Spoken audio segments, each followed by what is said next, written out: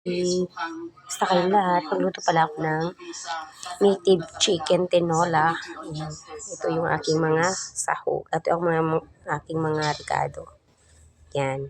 Magtinula tayo. Try natin lagyan ng kamatis.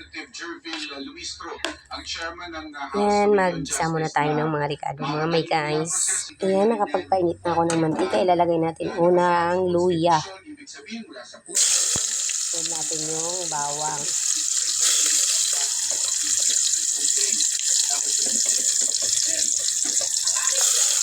Tapos, inikas-nikas natin ng konti. Add natin yung sibuyas.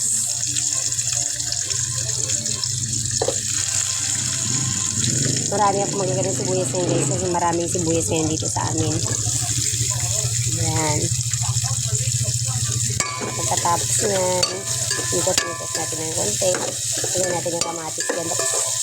Pag lumamot na yung kamatis, ilagay na natin yung karne ng manok. Ayan ang mga kasisi, akin nilagay yung kamatis. Hintayin natin lumambot yung kamatis, saka natin nilagay yung karne. At hintayin din natin yung karne na matuyo sa sarili ng sabaw para lagyan natin ng tubig. Yan, hintayin natin lumambot yung kamatis mga kasisi. At ayan na mga kasisi, first time ko maglagay ng kamatis sa ating tinulang manok. Lagyan na natin yung ating manok. Natimplahan ko na yan may paminta, asin, tsaka magic sarap. Ayan, ilagay na natin yan at antayin natin siyang matuyo sa sarili ng sabaw. Natuyo na yan mga kasisi. Tapos, tuyo sa sarili ng sabaw. Saka naman natin siya lagyan ng tubig. Ayan. Mikos-mikos natin para mahalo lahat ng ricado. Pagkatapos, ating takpan. At antayin natin lumambot yung karne. Lagyan natin ng sabaw. Ay, matuyo pala yung sarili niyang tubig. Ayan. Kailangan natin matuyo yung sabaw niya mga kasisi.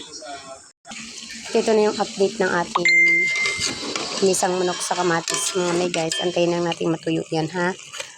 Bago natin lagyan siya ng sabaw. At para lumambot na rin yung karne ng manok. Kasi ano to upa.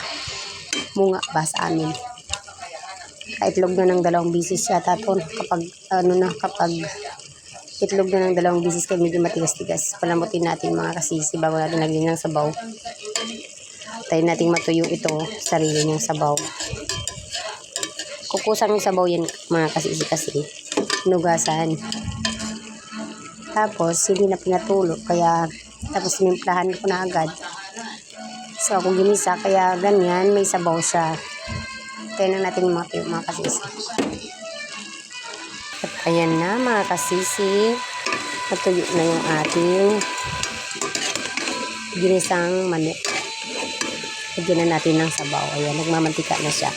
Dapat ganun kayo magtinula ng manok mga kasisi. Timplahan nyo tapos itayin yung matuyo na nagmamantika siya bago nyo siya lagyan ng sabaw para kakapit yung lasa ng manok. Sana masarap tong pero natikman ko kanina yung ginisa kong ito. Pinusan ko malambot. Masarap naman yung lasa na may kamatis. Sarap pala yung sabaw niya. Kaya ako magtinula, walang kamatis talaga. Luya, sibuyas, bawang lang. Kaya may kamatis siya. Ating lagyan ng sabaw mga kasisi. Ayan na mga kasisi, nalagyan ko na ng sabaw. Ayan. Hintayin na natin lumambot yung kanyang karni. Bago natin lagay yung papaya.